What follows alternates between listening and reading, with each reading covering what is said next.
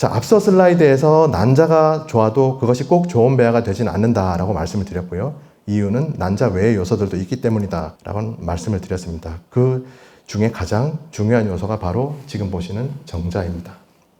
정자가 배아 발달에 미치는 영향에 대해서 간략하게 설명을 드리자면, 먼저 수정 단계부터 2일째까지의 초기 배아 발달에 있어서 이 성숙이 잘 된 난자는 성숙 상태에서 발달을 더 진행하지 않고 발달이 멈춘 상태인데요. 이 발달이 멈춘 상태의 난자에 정자가 진입함으로써 난자의 활성을 유발을 합니다. 난자의 활성을 유발하는 효과가 있고, 그 정자의 머리 아랫부분에 있는 중심체라고 하는 그런 세포 소기관이 있는데, 이 중심체가 초기 배아 발달에 있어서 배아 내에 미세소관이라는 세포기관을 구성하는데 중요한 역할을 합니다. 더불어서 이 정자의 머리가 난자의 세포막과 결합을 하면서 난자의 세포질 내에 유전 물질과 더불어서 그 난자를 활성화시키는 활성화 물질을 전달하는 그런 기능도 수행을 하고 있고요. 그리고 3일 이후에 후기 배아 발달에 있어서는 그 정자의 DNA 품질이 배아의 발달에 영향을 미칩니다. 정자의 DNA가 온전한 형태가 아니고 많이 조각조각 부분적으로 막 깨진 형태다, 그렇게 다 파편화가 심하다, 그럴 경우에는 배아의 발달에 많이 부정적인 영향을 미칩니다. 그에 따라서 염색체 수에 이상이 있는 이수성 배아가 이제 발생할 확률이 높아집니다. 그렇게 되면 착상률과 임신율은 물론이고 유산율에까지 영향을 미치기 때문에 그만큼 정자가 배아 발달에 미치는 영향이 크다라는 말씀을 드릴 수가 있을 것 같고요. 그래서 해가 갈수록 난임에서 남성 요인이 차지하는 비중이 점점 증가하는 추세라서 세계보건기구 WHO에서도 정액검사 정상 판정의 범위를 개정판이 나올 때마다 계속 변경하고 있습니다. 2년 전 발표된 6번째 개정판에서는 정액의 총량은 1.4ml 이상, 총 정자수는 ml당 1600만 마리 이상, 전체 그 운동성은 42% 이상, 전진운동하는 정자의 비율은 30% 이상, 그 다음에 생존율은 54% 이상이면 정상 범주에 든다라고 판정을 할 수가 있고, 정자의 형태는 이전과 같이 4% 이상이면 정상으로 판정하고 있습니다. 정자의 형태에 대해서 짧게 살펴보겠습니다. 위쪽 그림은 정상적인 정자의 형태이고 아래쪽 그림은 비정상적인 정자입니다. 정상의 경우 머리 모양이 보시는 것처럼 타원형이고요. 머리와 꼬리 사이에 그 중간체 부분이 흠결 없이 매끈하게 잘 구성되어 있는 그런 형태를 보이고, 그 머리 앞부분에 일정량의 하얗게 보이는 이 부분이 첨체라고 하는 부분인데, 이 첨체 부분도 일정 부분 형성되어 있는 것이 보입니다. 반면에 아래쪽 비정상적인 형태의 정자를 보시게 되면, 먼저 첫 번째 그림은 정자의 그 머리 모양이 타원형이 아니고 약간 길쭉하게 늘어진 상태죠. 첨체라고 하는 부분의 뒷부분으로 갈수록 많이 가늘어지는 그런 형태의 정자가 되겠고, 두 번째는 첨체 부분이 정상적인 것에 비해서 비중이 많이 줄어든, 첨체 부분이 많이 작은 형태의 그런 정자가 되겠는데, 이런 형태의 정자들은 난자 내로 침투하는 능력이 현저히 떨어집니다. 그리고 세 번째는 정자의 머리 부분이 약간 조롱박 형태로 첨체 뒷부분으로 갈수록 아주 급격하게 좁아지는 부분을 보이고, 중간체라고 말씀드렸던 이 부분이 정상적인 정자에 비해서는 현저하게 가늘어진 비정상적인 형태를 보이고 있습니다. 그래서 이런 비정상 형태의 정자의 비율이 높으면 그 난자 세포질 내에 정자 직접 주입법을 실시를 해야만 됩니다. 자, 아무튼 이렇게 이제 난자와 정자가 모두 준비가 되었고요. 이제 배아를 만들기 위해서는 수정을 시켜야 됩니다. 난임 시술 지침에 따라서 정액 검사상 정상 판정을 받은 경우에는 보시는 영상처럼 체외 수정 방법을 실시를 합니다. 채취된 난자가 담겨있는 배양 접시에 이제 처리를 끝낸 정자를 일정 농도로 넣어주는 방법이 되겠고요. 그러나 정액검사 결과상 이상이 있는 경우에는 체외 수정을 실시를 하지 못하고 지금 보시는 그 영상처럼 난자 세포질 내에 정자 직접 주입법을 실시를 해야만 됩니다. 저런 형태로 정자를 한 마리씩 난자의 세포질 내에 깊숙이 넣어주는 그런 형태의 작업을 수행을 하는 것입니다. 자, 그러고 나서 약 16시간에서 18시간이 지난 다음날 아침에 수정 확인 작업을 실시를 합니다.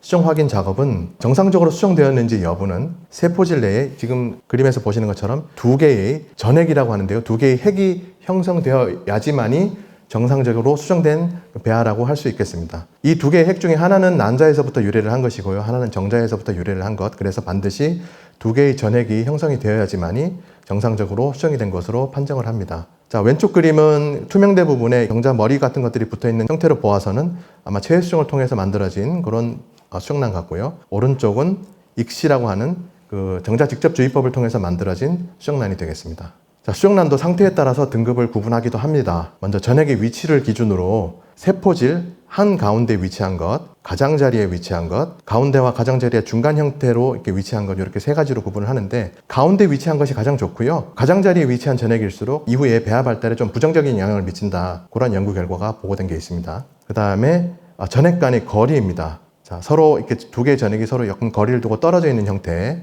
두 개의 전액이 서로 좀 밀접하게 근접한 형태, 그다음에 아주 초밀착된 상태, 이렇게 세 가지로 구분을 하는데, 밀착되어 있는 것일수록 상태가 좋고 떨어져 있는 것일수록 배아 발달에 좀 좋지 않은 영향을 미친다.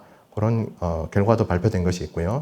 그 다음에 전액의 그 방향성으로도 구분을 하는데, 자, 극체가 이렇게 보입니다. 극체의 방향에 따라서 전액이 이렇게 수직으로 90도로 형성된 것, 일직선으로 형성된 것, 수직과 일직선의 중간 형태, 그 다음에 극체의 위치가 서로 다르게 있다 보니까 방향성은 알 수 없는 그런 네 가지 형태로 구분을 하는데, 연구 결과에 따르면 극체에 대해서 일직선으로 형성된 이 수정란들이 배아 발달에 있어서 좋은 영향이 나타났다라는 그런 이제 연구 결과가 보고된 게 있습니다. 그 다음으로는 사이토플라즈믹 할로라고 하는, 지금 아랫부분 그림에 보시면 이렇게 세포질 가장자리에 하얗게 띠 모양의 현상이 되어 있는 게 보이시죠? 이것을 사이토플라즈믹 할로라고 하는, 그렇게 부르는데요. 이 현상은 수정이 일어나면서 세포질 내에 있던 그 어떤 미토콘드리아와 같은 그 미세 소기관들이 전액이 형성되는 과정에 그 미세 소관에 의해서 서로 끌어당겨집니다.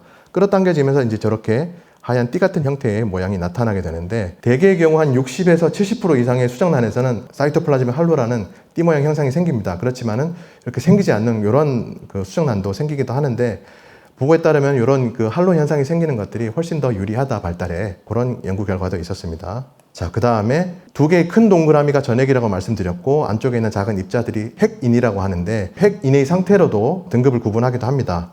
먼저 개수에 따라서요, 6개 미만인 경우 6개에서 14개까지, 그 다음에 14개 이상, 이렇게 세 단계로 구분을 하는데, 핵인의 숫자가 14개 이상 좀 많은 경우가 배아 발달에 좋고, 6개 미만으로 핵인이 적으면은 배아 발달에 좋지 않다라는 이제 그런 결과도 보고된 바가 있고, 그 다음에 핵인의 특징이 어떤 것이냐면은 두 개의 전핵, 큰 동그라미가 서로 만나는 이 경계면 부분에 서로 이제 그 아주 몰려서 배열하는 그런 경향을 보입니다. 이 핵인들이. 그래서 이제 그 핵인이 그 배열된 그 상태를 갖다가 놓고 저희가 이제 구분을 하기도 하는데, 먼저 약하게 비대칭적으로 서로 배열된 경우, 강하게 비대칭, 모양으로 봐서는 대칭 형태로 보이는데 핵인의 숫자가 서로 맞지 않습니다. 그래서 이제 강한 비대칭이라고 한 것이고, 약한 대칭, 강한 대칭, 강한 대칭 요 그림을 보시면 아주 그냥 완전히 이렇게 초밀착 상태로 배열된 것이 보이시죠? 이런 것들이 아주 좋은 그런 수정란으로 판정할 수가 있겠습니다.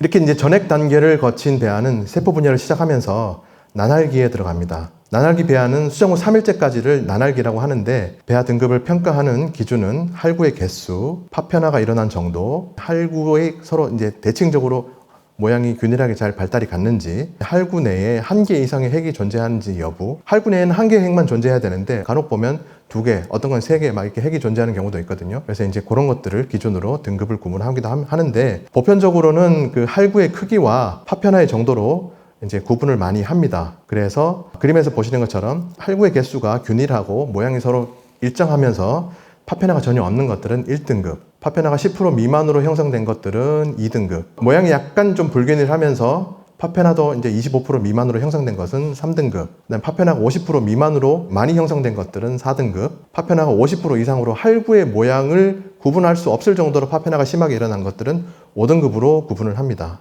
자, 할구도 마찬가지로 세포입니다. 세포지만 특징이 뭐냐면 증식을 하지 않습니다. 세포 증식을 하지 않고 오로지 분열만 합니다. 그렇기 때문에 세포의 크기가 점점 작아지는 특징을 가지고 있습니다. 사진에서 보시는 것처럼 시간이 지남에 따라서 2세포, 4세포, 6세포, 8세포 이렇게 계속 나눠지면서 세포의 크기도 작아지면서 일정한 형태와 크기를 유지하는 것이 이제 정상적으로 배아 발달을 하는 것인데, 그렇지만 실제로는 정도의 차이만 있을 뿐이지 거의 대부분의 경우에서 파편화 현상도 일어나고 있고 불균일한 그런 어떤 세포 분열이 일어나는 경우가 참 많습니다. 자, 그림 A번을 보시면 세포 분열 상태는 거의 균일하게 잘 일어났는데 파편화가 약간 좀 생긴 게 있죠. 10% 미만의 파편화가 생겨서 이것은 2등급. B번 같은 경우에는 할구의 모양도 약간 좀 불균일하고 25% 정도 파편화가 발생한 그런 배아라서 이거는 3등급으로 부여할 수가 있겠고, C번 같은 경우에는 어떤 것이 할구인지 어떤 것이 파편화인지 구분이 모호할 정도로 파편화가 많이 진행된 5등급 배아라고 볼 수가 있겠습니다. 그래서 하단의 그림에 보시면 파편화가 없는 배아, 파편화가 있는 배아 둘 다 8세포기 정도의 배아로 보이는데, 파편화가 없고 있음에 따라서 배아의 품질이 많이 차이 나는 것을 확실히 눈으로 확인하실 수가 있습니다. 그리고 이런 파편화 현상과 더불어서 비정상적으로 일어나는 초기 세포 분열에 의해서도 저품질의 배아가 발생하게 됩니다. 대표적인 예들을 모아봤는데, 먼저 세포 분열이 일어나지 않고 그냥 파편화만 쭉 일어나는 현상, 세포 분열은 시작을 하면서 동시에 파편화가 심하게 일어나는 현상, 그 다음에 원래 세포가 1세포, 2세포, 4세포, 6세포 뭐 이렇게 분열이 가야 되는데 1세포에서 바로 3세포로 분열하는 현상, 그 다음에 2세포로 갔다가 다시 1세포로 거꾸로 되돌아가는 현상, 불균일하게 똑같은 크기가 아니고 불균일하게 세포 분열이 일어나는 현상, 할구의 크기만큼의 큰 파편화 현상이 일어나는 현상, 그 다음에 일부 세포 분열을 하긴 했지만 그 중에 일부의 할구들이 세포 분열을 더 이상 진행하지 않고 멈추면서 나머지 할구들만 분열하는 현상, 그 다음에 세포 분열이 일어나긴 하지만 정상적으로 두 개가 딱 갈라지는 게 아니고 막 누가 반죽을 막 주무르듯이 막 뒤틀리면서 세포 분열이 일어나는 현상, 이런 것들도 마찬가지로 저품질 배아가 일어나는 원인이 되겠습니다. 그래서 지금부터는 이제 배아 사진을 보실 텐데요. 먼저 2일째 배아의 모습입니다. 이 시기에는 대체로 2세포에서 4세포기까지 이제 분열이 일어나게 되는데, 자, 상단 왼쪽부터 2세포기 1등급, 2세포기 2등급, 파편화가 좀 일어난 3등급 배아, 마찬가지로 오른쪽도 3세포기 2등급 배아, 자, 하단에 4세포기 1등급, 4세포기 2등급, 4세포기 2에서 3등급이라고 하는데 저희는 이 정도면 3등급을 부여를 합니다. 그 옆도 마찬가지로 4세포기 3등급, 그 옆은 파편화가 많이 진행된 4등급 배아. 자, 지금 이제 보시는 것은 3일째 배아의 모습입니다. 이 시기에는 6세포에서 최대 12세포까지 분열이 일어나기도 하는데, 자, 상단 왼쪽부터요. 6세포기 1등급 배아, 6세포기 1에서 2등급이라고 되어 있는데 저희는 요 정도면 2등급을 부여를 합니다. 그 옆은 6세포기 3등급 배아, 옆에도 마찬가지로 3등급, 아래쪽 왼쪽부터 4등급 배아, 그 옆은 7세포기 2등급, 7세포기 2에서 3등급 배아, 이렇게 구분 지을 수 있습니다. 이것도 마찬가지로 3일째 배아입니다. 상단 왼쪽부터요. 8세포기 1등급, 형태적으로 약간 좀 왼쪽 사진에 비하면 약간 좀 이상해 보이긴 하지만 할구의 상태가 균일하게 분열이 되어 있고 파편화가 전혀 없고 단지 위란강이 좀 넓다 보니까 좀 엉성하게 보일 수도 있는데 이것도 마찬가지로 1등급 배아입니다. 그 옆은 8세포기 2등급, 그 옆은 3등급, 아래쪽 왼쪽 그림도 마찬가지로 3등급 배아, 그 옆은 4등급, 그 옆에는 9세포기 1등급 배아, 그 옆은 12세포기 1등급 배아, 이렇게 이제 구분을 할 수가 있고, 자, 3일 배아의 이식에나 3일 배아를 동결하는 경우에는 가급적 8세포기 이상의 우수한 배아를 선별해서 실시하도록 저희가 권고를 드리고 있습니다. 자, 그 다음 4일째 배아입니다. 4일째 배아의 형태는 3일째 배아와는 조금 다르게 할구의 구분이 사라지고 서로 뭉쳐지는 그러한 특징을 가집니다. 그 배아의 형태가 뽕나무 열매 오디 아시죠? 뽕나무 열매 오디랑 닮았다고 해서 뽕나무 상자에 열매 실자를 써서 상실배라고도 부르기도 합니다. 그래서 그림 A를 보시면, 자, 이건 1등급의 상실기 배아로 보이는데 이제 막 할구들이 서로 뭉치기 시작하는 단계로 보이고요. B번 그림은 뭉침 상태가 끝난, 완료된 그런 상태의 상실기 배아, 이것도 마찬가지로 1등급입니다. 파편화된 것이 전혀 없고 같이 뭉쳐지는데 합류하지 못한 할구들도 전혀 없이 깔끔하게 잘 뭉침 현상이 잘 일어났고 그 세포질의 표면에 각각의 할구들의 핵이 많이 분포되어 있는 것이 보입니다. C번도 마찬가지로 1등급의 상실배 배아로서 여기서 다시 할구들의 형태가 없어졌다가 다시 할구들의 경계면이 보이기 시작하죠. 그러면서 그 A번 그림과는 다르게 할구의 숫자가 많이 증가된 것이 보입니다. 그리고 세포질 표면을 자세히 보시면 가운데 부분에 틈이 생기면서 공간이 생기기 시작한 걸로 봐서는 요거는 이제 상실배에서 5일 배아로 넘어가는 초기 단계가 아닌가 그렇게 보여지는 배아로 보이고요. 그 다음에 D번 그림은 2등급의 상실배 배아로서 전체 할구 사이즈의 약 70% 정도가 뭉침 현상이 나타났지만 일부 파편화된 것들도 이렇게 보이고 그 다음에 뭉쳐지지 못하고 남아있는 할구들도 이렇게 보여서 이런 것들은 2등급으로 구분을 할 수가 있습니다.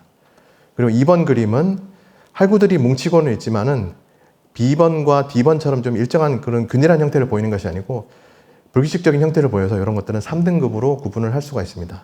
자, 다음으로는 우리가 흔히 5일 배아로 부르는 포배기 배아에 대해서 알아보겠습니다. 포배기 배아는 아까 그 상실배 배아 그림 C번에서 보신 것처럼 할구의 표면에 상실배 배아 할구 표면에 층이 생기면서 틈 사이로 액체가 차오르면서 공간이 점점 확장되는 형태를 그런 특징을 보이는 것이 바로 포배기 배아라고 합니다. 네, 그러면서 배아를 싸고 있는 투명대도 그 내부 공간이 확장됨에 따라서 투명대도 점점 얇아지면서 이제 부화를 준비를 하게 되는 것이죠. 포배기 배아에서는 배아를 구성하는 세포가 다시 두 가지로 나눠집니다. 하나는 여기 표에 보시는 것처럼 ICM이라고 부르는 내부세포 덩어리, 다른 하나는 TE, 트로펙토덤이라고 하는 영양외배엽 세포, 두 가지 형태의 세포로 구분이 되고요. 이들 두 가지 세포의 상태와 모양에 따라서 포백의 배합의 등급을 결정지을 수 있습니다. 그래서 자, 포백의 배합의 등급은 지금 이제 표가 3개가 있는데요. 먼저 확장 정도에 따라서 1에서 6등급으로 구분을 합니다. 3 이상의 숫자가 높을수록 상태가 좋은 것으로 판단할 수가 있고, 그 다음으로는 이제 내부세포 덩어리와 영양외배합의 상태에 따라서 A, B, C 등급으로 나누는데 A가 가장 좋은 등급이고 B, C로 갈수록 품질이 떨어진다고 보시면 되겠습니다.